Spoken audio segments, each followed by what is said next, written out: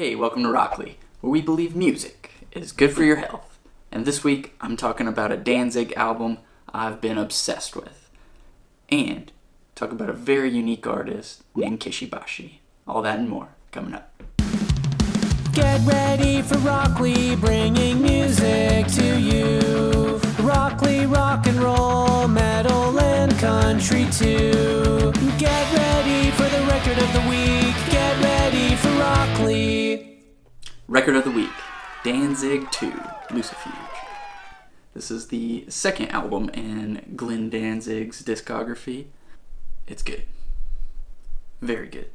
So I started doing a deeper dive into Danzig's discography, and his debut record, Danzig self-titled, is just simple, straightforward blues rock with a metal edge. Very good debut.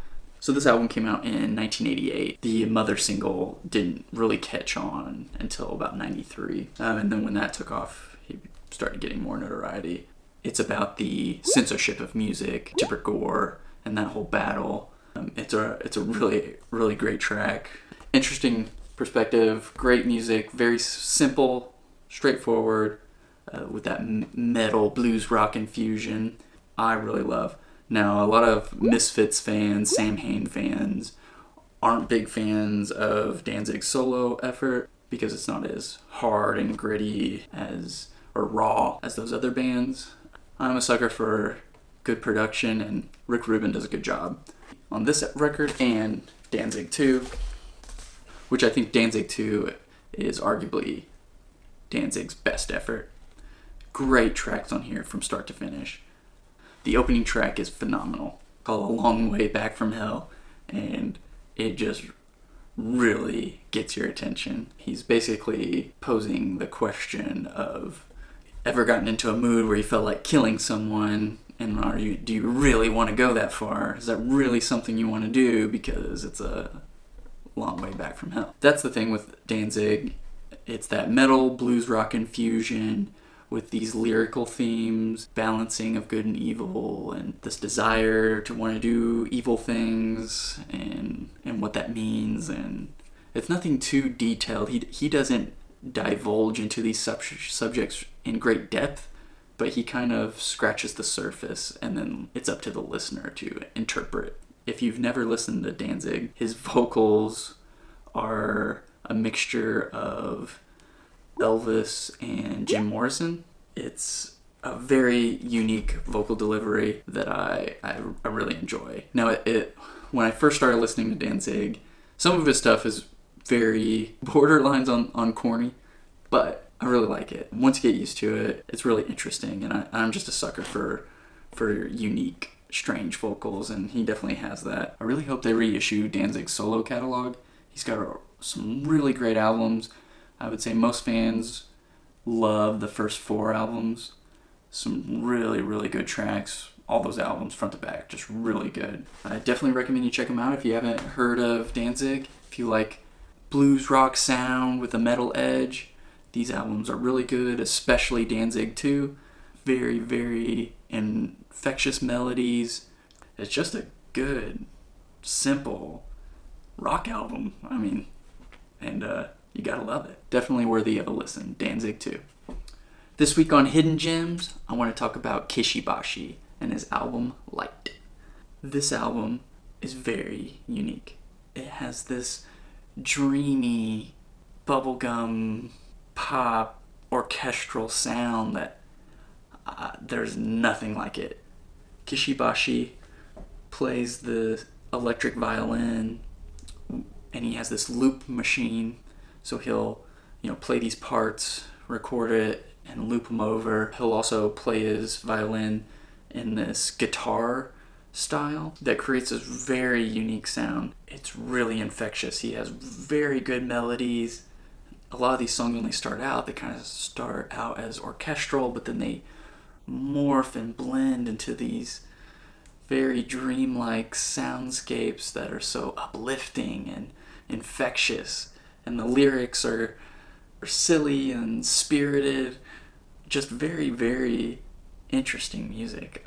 Some tracks you might want to check out just to see if you would even like it are Philosophize in It, Chemicalize with It. It actually started out as a jingle for a commercial in Japan, but it got so popular, felt obligated to like finish the track because it was only 15-20 seconds long. And so he talked about in an interview how it was really difficult for him because he already had this complete piece, and then he had to build the song around it, and that's not how he writes music. Another good track, just infectious, is The Ballad of Mr. Steak. Again, it's one of these like goofy songs where he's talking about a steak, and it's funny. But he has a lot of very upbeat songs, and then he has very quiet, personal songs. I really like the artwork on this jacket, and that's Kishi Bashi on this steed. The title of the album is Light, but you'll see that it looks like it's misspelled, like it has an extra GH in it, but that actually comes from a minimalist artist had created this artwork where all it was a white sheet of paper with the word light on it, misspelled with that extra GH. The point of his artwork was to show that just a very minimal change in something can spark, creativity or thought. And so it was really challenging what art was. Like, what's the least you could do to make a piece of art? I suppose Kishi Bashi was inspired by that, and anyway, he took the title of that piece of art and used it for the title of his album. If you're looking for something really unique, doesn't sound like anything else, very good. He also has a cover of a Talking Heads song, This Must Be the Place. It's phenomenal. Definitely worth checking out. Kishi Bashi and his album, Light. Alright, now it's time for Ultimate Pressing, where I talk about an album where I have at least 2 pressings of, and I share with you which one I think is the ultimate.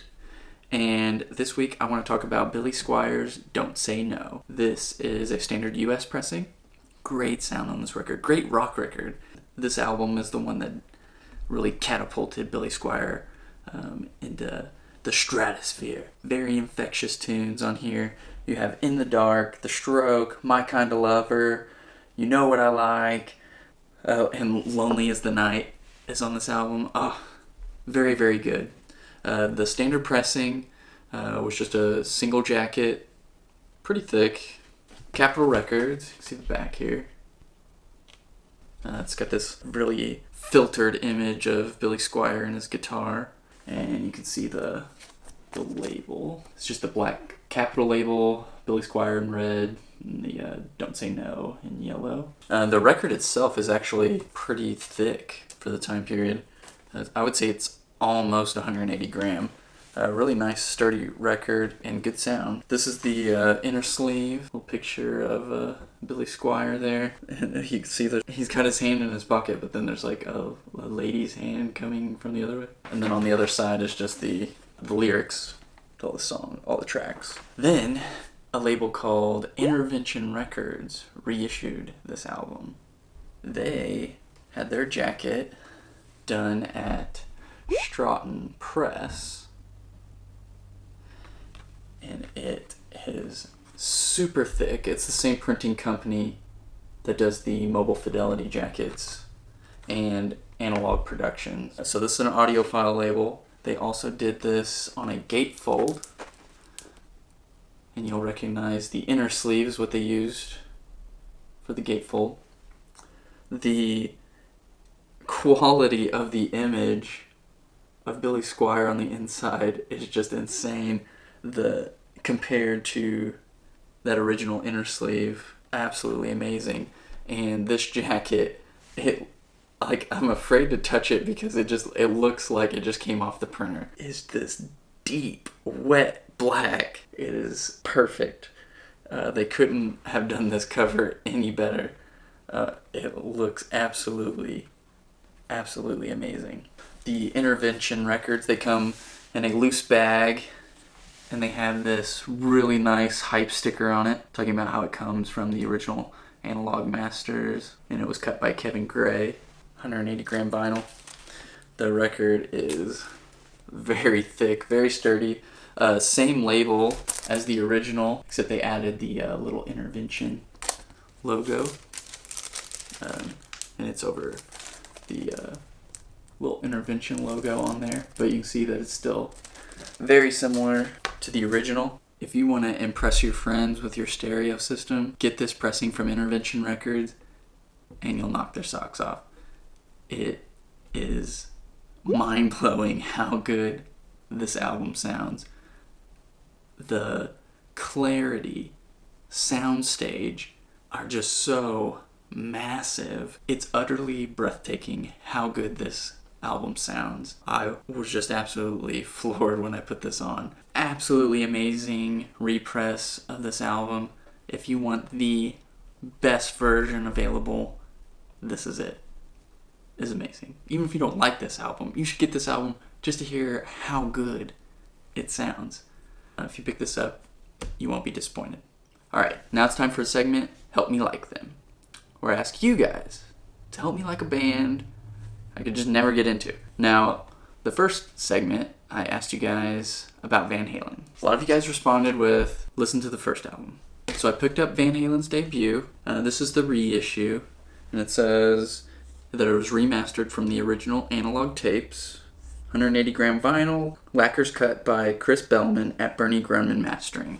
Also want to thank Gilly for recommending the Dr. Feelgood treatment, which he said was, you gotta crank it up, because no one listens to Dr. Feelgood without cranking it up. So you gotta give it the Feelgood treatment. So I put it on, cranked it up. I was blown away. It was really good. I listened to it several times. The sound on this is incredible. The fidelity. Van Halen's guitar just jumps out, and it's so slick and absolutely incredible, interesting, really, really good. I like the covers on this. I like just really from the first to the last track. I don't know why this wasn't clicking with me before. I'm so glad I gave this a listen. Very good. Thank you guys. I will be exploring their discography further. Really, really, really dig this. But this week, I want to ask about Aerosmith. And it's the same thing for me. I've heard plenty of tracks on the radio. I'd be alright if I don't hear Walk This Way again. They're a solid rock band, great vocals. My mom worked at a radio station when I was younger, and at the time when I was getting into music, she had brought home their album, Just Push Play, and I listened to that. Overall, it was just okay to me. But I know there are some super fans of Aerosmith, so I'm just curious, are there some tracks I should check out? Is there an album you recommend sitting down start to finish?